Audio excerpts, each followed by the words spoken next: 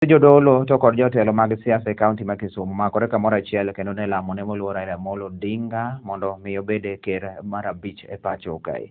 Kotele kanyo to kod Archbishop Dr. Washington Gonyongede mar Power of Jesus Around the World to kod kweth mabende telne siasa en gavana ma Kisumu Ngiranyang' Nyong'o ne wacho ni koro telo moluor Amolo Odinga en gima bende koro Nyasaye nosepuodho emomiyo bende nyaka gi sani gin gi geno maduong' ahinya ni Raila ma bende koro dhi bedo mar ker. Ne gikwayo jodolo gi jopiny duto te mondo koro oket alam ma kamano mar neno ni koro telono obiro kendo obiro omiyo jokenya lokruok kaka geno osebedo kuom kinde ma okadho.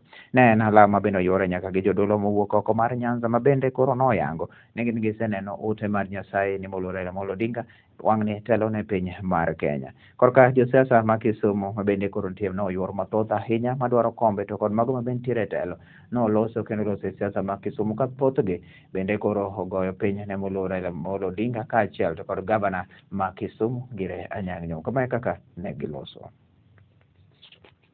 We have gone through the first liberation in this country. That was the colony.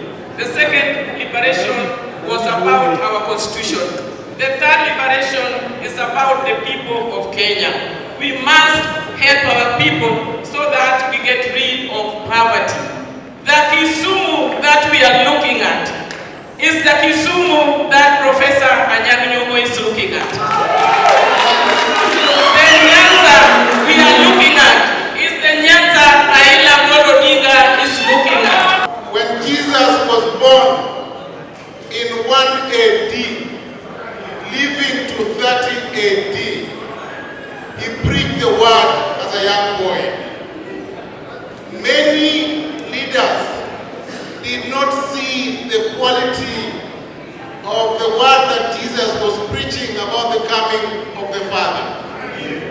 And he was eventually crucified by Pontius Pilate because of his philosophy. He had a revolutionary philosophy.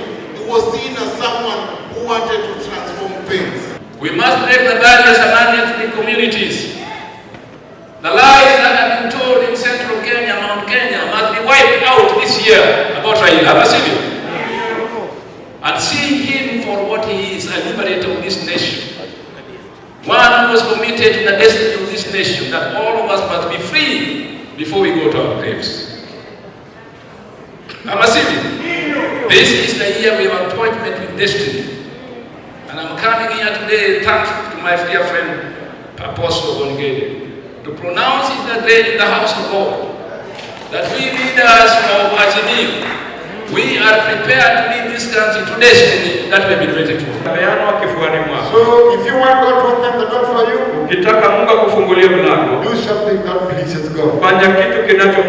Hallelujah. Hallelujah. Because you know, let me tell you something. When I was building this church, I was in America. I bought such a rich man. And he gave me $100,000 US. And